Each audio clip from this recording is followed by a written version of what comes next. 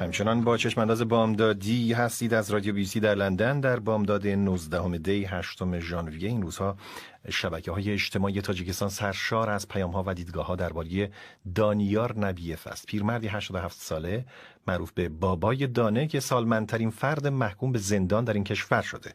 دادگاهی در شهر دوشنبه آقای نبیف را به 5 سال زندان محکوم کرده. او از اعضای حزب نهضت اسلامی تاجیکستان بوده که از 5 سال پیش بدین سو در تاجیکستان ممنوع اعلام شده این حزب و روزهای تعطیل در میان بستگان اعضای زندانی حزب نهضت اسلامی آذوقه مثل گوشت و میوه توزیع می‌کرده. این آقای نبیف، اعضای خانواده آقای نبیف معتقدند که دلیل محکومیت او همین بوده. هرچند دادگاه پشت درهای بسته برگزار شده و مقام‌های قضایی تاجیکستان هیچ نگفتند که چرا این پیرمرد 87 ساله را برای 5 سال روانه زندان کردن، ولی به هر روی این باعث نشده که شبکه‌های اجتماعی به این موضوع نپردازند. به طور بسیار گسترده از محی الدین کبیری، رهبر حزب نهضت اسلامی و پیمان ملی تاجیکستان در آلمان پرسیدم که نام و شخصیت دانیار نبیف تا کجا برایش آشناست.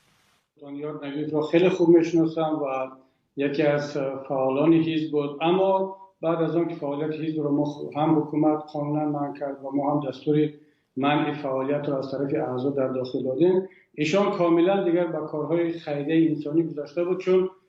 فرزند نداشت و در یک عمر نزدیک 90 هم که بود خود را کاملا بخشیده بود به کمک مردم، به خصوص به زندانی‌های سیاسی و فرزندان آنها عیادت میکرد، در روزهای عید کمک میکرد، اگر از همسایگان از هر کجایی که پیدا میکرد این کمک‌ها رو به زندانی‌های سیاسی البته به خانواده‌شون میرسوند. و فکر می‌کنید که دلیل بازداشت و محکومیتشون همین بود که کمک میکرده به خانواده‌های بازداشتیان حزب نهضت اسلامی؟ نه، اصلا دلیل بازداشت ایشان اون بود که باید که جامعه را حکومت بترساند که هیچ کس حق ندارد کمترین تماس را با خانواده زندانی‌ها بگیرد، چون حکومت تاجیکستان دقیقاً همون سیاستی که استالین در زمان شوروی داشت، هر کی را دشمن خلق یا دشمن اتحاد شوروی اعلام میکرد دیگر هیچ کسی حق نداشت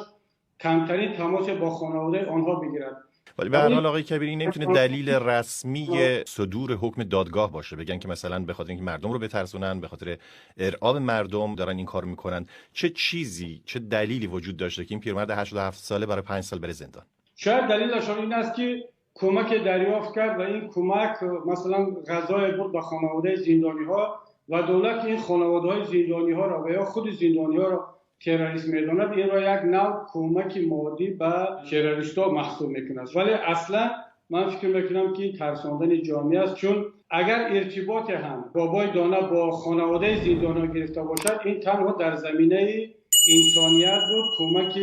مادی یا کمک مالی که از مردم جمع‌آوری می‌کرد و این یک فعالیت خیریه انسانی است که در تمام دنیا مشروع است، قانونی است و در تاجیکستان هم قانونا این را کسی منع نکرده. پس به هر حال شما هم آقای کبیری مطمئن نیستین 100% و با زرس قاطع نمیتونیم بگیم که به چه دلیلی ایشون روانی زندان شده. البته فقط هواداران تشکل سیاسی شما نیستن که در تاجیکستان مورد تعقیب و پیگرد هستن. اخیراً همین ماه گذشته محموراد آدینایف معاون حزب سوسیال دموکرات هم بازداشت و محاکمه شد، اون هم بعد از یک مدت طولانی ناپدید شدن ایشون. مخالفان مواضع شما ایراد میگیرند که پیگیر سرنوشت بازداشتی‌های هستید که متعلق به نهضت اسلامی بودند یا پیوندی داشتند یا دارند با پیمان ملی تاجیکستان که شما رهبرش هستید. نه، اصلا این اتهامات هیچ زمینه‌ای ندارد، اساس ندارد. ما همون محموراد آدینایف هم که شما ذکر کردید ببینید که پیمان ملی چقدر بیانیه‌ها داد و چقدر فعالیت‌ها کردن و هنوز هم میکنن. درباره محمد اسکندر رفیع مقصود ابراهیم که منصوب به گروه 24 بود، ما بیانیه‌ها دادیم و پرونده ایشون رو تا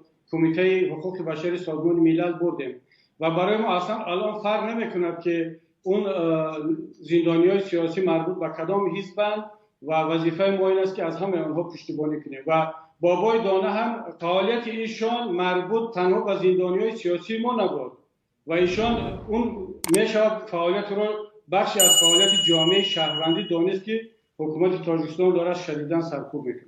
محی‌الدین کبیری رهبر پیمان ملی تاجیکستان در آلمان بود که محکومیت دانیار نبیف 87 ساله را حمله به جامعه شهروندی یا مدنی این کشور می‌داند. در این باره با یکی از کنشگران جامعه مدنی تاجیکستان هم گفتگویی داشتم. سید محی‌الدین دوست محمدیان، روزنامه‌نگار و مؤسس چندین رسانه در تاجیکستان که اکنون در ورشوی لهستان است و در مورد مخالفان اسلامگرای تاجیکستان دیدگاه انتقادی دارد. نخست نظر او را درباره محکومیت 5 ساله دانیار نبیف 87 ساله جویا شد.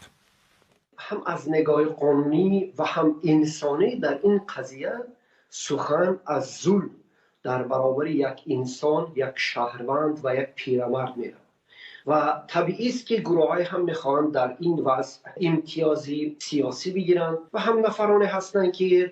میخوان در این باره نظر خود را روشن بگویند. شما میشه روشن‌تر به این که منظورتون از این گروه‌های سیاسی که میخوان به سود یا بهره‌وری سیاسی داشته باشن از این قضیه کیا هستن؟ من برونم که در این ظلم دو جبهه سیاسی تاجیکستان، از یک جانب حکومت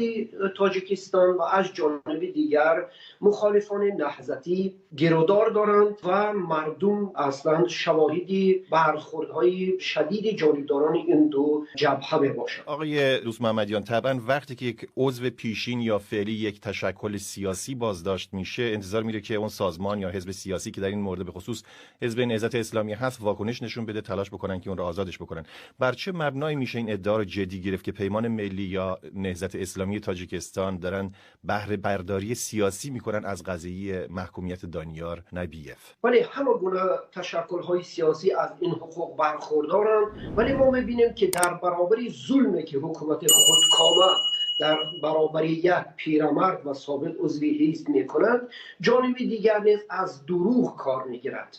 و ما اکنون میدانیم که این پیرمرد در ماه سپتامبر سال 2020 بازداشت شده و حدود 4 ماه ادوکت هم نداشته و هیچ نماینده قانونی او در رسانه ها هم اظهار نظر نکرده است. دیگر اینکه به ما گفته می شود که یک نفر برای بردن گوشت و میوه به زندانیان دیگر مجازات شده است، ولی اصل این قضیه همچنین که